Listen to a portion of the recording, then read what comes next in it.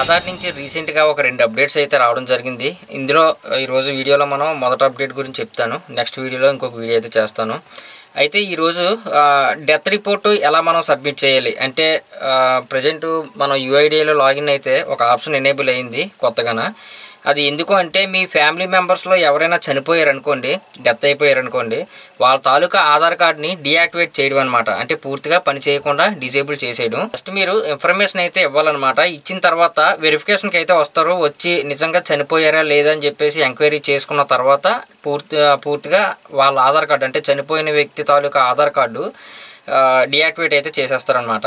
మనం ఎందుకు చేయాలి అసలు డీయాక్టివేట్? అసలు మనం ఈ ఇన్ఫర్మేషన్ ఇవ్వకపోయినా చనిపోయిన వెంటనే ఇంచుమించు ఒక 3-4 రోజులకి పంచాయతీ అంటే మీ యొక్క గ్రామ పంచాయతీ నుంచి కానీ వార్డు నుంచి కానీ పట్టణాల్లో ఉన్న వాళ్ళు అయితే డైరెక్ట్గా డెత్ రిపోర్ట్ అనేది పంపించేస్తారు గవర్నమెంట్కి.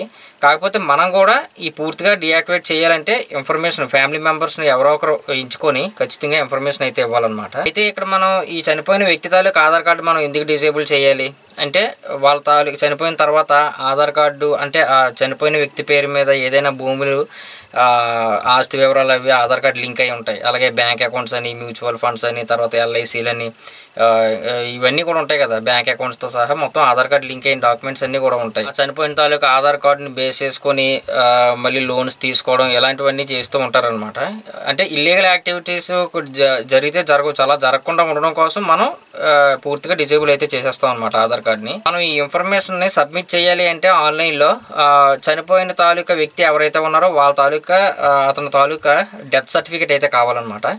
ఆ డెత్ సర్టిఫికేట్లో రిజిస్ట్రేషన్ నెంబర్ కావాలి, ఎప్పుడు ఇష్యూ చేశారు, ఎక్కడ ఇష్యూ చేశారు, ఇవన్నీ కూడా ఇన్ఫర్మేషన్ అయితే కావాలి. మెయిన్ డెత్ సర్టిఫికేట్ ఒకటి ఉంటే సరిపోతుంది. అయితే ఈ విషయం మీ అందరికీ తెలుసు.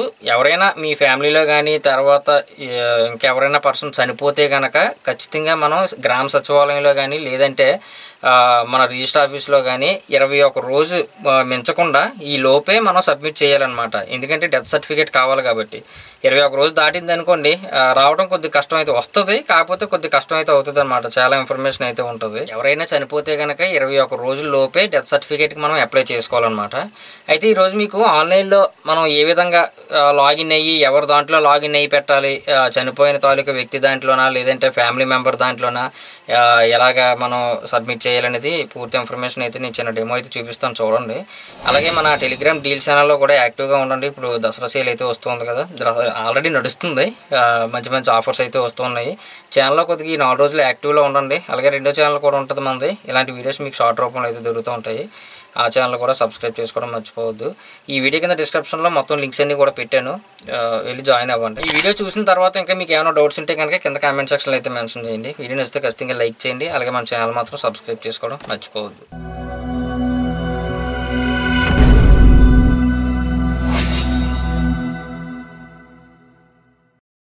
ఫస్ట్ ఆఫ్ ఆల్ మీరు యూఐడిఐ వెబ్సైట్లోకి అయితే రావాలి. అఫీషియల్ వెబ్సైట్ లింక్ ఈ వీడియో కింద డిస్క్రిప్షన్లో పెట్టాను, క్లిక్ చేసుకోండి.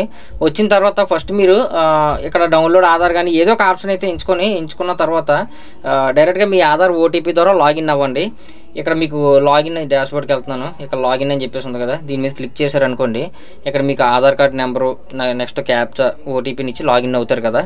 ఇది ఎవరి దాంట్లో లాగిన్ అవ్వాలి? చనిపోయిన తాలూకా వ్యక్తి ఆధార్ కార్డులో కాదు, అందులో కాదనమాట. ఎవరైతే ఇన్ఫర్మేషన్ ఇస్తున్నారో అంటే వాళ్ళ తాలూకా చనిపోయిన తాలూకా ఫ్యామిలీ మెంబర్స్ అయితే ఉంటారు కదా, ఎవరో ఒకరు అనమాట. ఆల్రెడీ ఇప్పుడు ప్రజెంట్ బతుకున్నవారు వాళ్ళ ఆధార్ కార్డులో లాగిన్ అయ్యి వాళ్ళ ఇన్ఫర్మేషన్ ఇవ్వాలన్నమాట. చనిపోయిన తాలూకా వ్యక్తి వాళ్ళ ఫ్యామిలీ మెంబర్స్ అయితే ఉంటారు కదా, వాళ్ళలో ఏదో ఒక ఆధార్ కార్డుతో లాగిన్ అవ్వండి. లాగిన్ అయిన తర్వాత డాష్బోర్డ్ ఈ విధంగా వస్తుంది కదా. వచ్చిన తర్వాత ఇక్కడ మీకు న్యూ అనే ఆప్షన్ తోటి మనకి ఇక్కడ report death of family member అని చెప్పేసి ఒక ఆప్షన్ అయితే వచ్చింది కదా, దీని మీద క్లిక్ చేసుకోవాలి. క్లిక్ చేయగానే ఇక్కడ డీటెయిల్స్ ఇవన్నీ కూడా అడుగుతున్నారు. అయితే నేను వివరంగా చెప్తాను. ఇక్కడ మీరు ఫస్ట్ డెత్ సర్టిఫికేట్ ఏ స్టేట్లో ఇష్యూ అయింది అనేది ఆ స్టేట్ని అయితే సెలెక్ట్ చేసుకుంటారు. నెక్స్ట్ ఇక చనిపోయిన వ్యక్తి తాలూకా ఆధార్ నెంబర్ ఇక్కడ ఎంట్రీ చేయాలన్నమాట. చనిపోయిన వ్యక్తి ఎవరైతే ఉన్నారో అతని తాలూకా ఆధార్ కార్డు, ఓకేనా. ఇప్పుడు లాగిన్ అయ్యారు కదా, అది ఫ్యామిలీ మెంబర్స్ అంటే అతను రిపోర్ట్ చేస్తున్నాడు. కాబట్టి అతను బతికే ఉంటాడు. ఇక్కడ మాత్రం ఈ ఇన్ఫర్మేషన్ అంతా కూడా చనిపోయిన వ్యక్తి తాలూకా ఆధార్ కార్డు బేస్ చేసుకుని ఇవ్వాలి. ఓకేనా. ఇక్కడ ఆధార్ నెంబరు ఎవరైతే చనిపోయారో అతని తాలూకా చనిపోయిన వ్యక్తి తాలూకా ఆధార్ నెంబర్ ఇస్తారు. నెక్స్ట్ డెత్ రిజిస్ట్రేషన్ నెంబర్ అయితే అడుగుతున్నారు అనమాట. అంటే డెత్ సర్టిఫికేట్ ఇష్యూ చేసినప్పుడు అందులో మీకు ఒక నెంబర్ అయితే ఉంటుంది.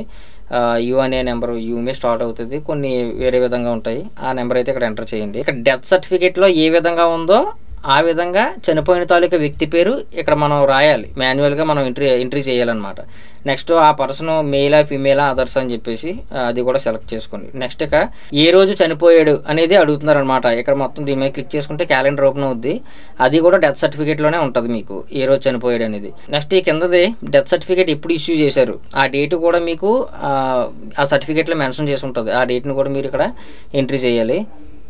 తర్వాత ఇక్కడ డెత్ సర్టిఫికేట్ని అప్లోడ్ చేయాలన్నమాట. ఇది పీడిఎఫ్ కానీ జేపీజే కానీ 2 MB లోపల అయితే ఉండొచ్చు. అప్లోడ్ చేసేయండి. అప్లోడ్ చేసిన తర్వాత కింద మీకు ఇది మెయిన్ ఇంపార్టెంట్ అనమాట. ఇన్ఫర్మేషన్ ఎవరు ఇస్తున్నారు అంటే ఇతను చనిపోయాడు అని మీరు నిర్ధారించి ఇలా కంప్లైంట్ చేస్తున్నారు కదా, అతనికి మీరు ఏమవుతారు అనేది ఇక్కడ ఇవ్వాలన్నమాట. అంటే ఇప్పుడు లాగిన్ అయిన వ్యక్తి అర్థమైందండి. ఇప్పుడు లాగిన్ అయిన వ్యక్తి చనిపోయిన వ్యక్తికి ఏమవుతారు? ఫాదర్ అవుతారా, లేదంటే మదర్ అవుతారా, లేదంటే స్పోసా, అదేనే ఇక్కడ మొత్తం అడుగుతారన్నమాట. గార్డియన్ ఇవన్నీ కూడా ఇచ్చేసండి. ఇచ్చిన తర్వాత ఇక్కడ ఐ యాక్సెప్ట్ క్లిక్ చేసుకొని సబ్మిట్ అని చెప్పేసి క్లిక్ చేశారనుకోండి, ఫ్రీ ఆఫ్ కాస్ట్ అనమాట. ఎటువంటి మీకు పేమెంట్ కూడా ఉండదు. డైరెక్ట్గా మీకు సబ్మిట్ అయిపోయి ఒక అక్నాలజ్మెంట్ అయితే వస్తుంది. తర్వాత వెరిఫికేషన్కి అయితే వస్తారు, వెరిఫై చేస్తారు. ఎంక్వైరీ అనేది కంపల్సరీ అనమాట. తర్వాత చనిపోయడం లేదా అనేది చూసుకొని అప్పుడు ఈ ఆధార్ కార్డు పూర్తిగా డిజేబుల్ అయితే చేస్తారు, అంటే డియాక్టివేట్ చేసేస్తారనమాట, ఇంకా పని చేయకుండా. అయితే ఇక్కడ నేను చెప్పేది ఏంటంటే చనిపోయిన వ్యక్తి ఎవరైనా ఇలా రిపోర్ట్ చేయాలి అనుకుంటే కనుక వెంటనే చేసేయకండి. ఒక 10 రోజులు వెయిట్ చేయండి. ఎందుకంటే అతని తాలూకా ఏమన్నా డబ్బులు వచ్చి కానీ అలాంటివి ఏమైనా ఉన్నాయనుకోండి, ఆధార్ డియాక్టివేట్ చేసేస్తే మళ్ళీ అవి కష్టం, చాలా ఇబ్బంది అయితే పెడుతూ ఉంటారు అనమాట. కాబట్టి ఒక 10 రోజులు ఆగి మీ పనులన్నీ పూర్తయిన తర్వాత ఈ రిపోర్ట్ని అయితే సబ్మిట్ చేయండి. ఓకేనా. అర్థమైంది అనుకుంటాను. ఇంక ఈ వీడియో మీద ఏమైనా డౌట్స్ ఉంటే కనుక కింద కామెంట్ సెక్షన్లో అయితే మెన్షన్ చేయండి. వీడియో నచ్చితే ఖచ్చితంగా లైక్ చేయండి. అలాగే మన ఛానల్ మాత్రం సబ్స్క్రైబ్ చేసుకోవడం మర్చిపోవద్దు.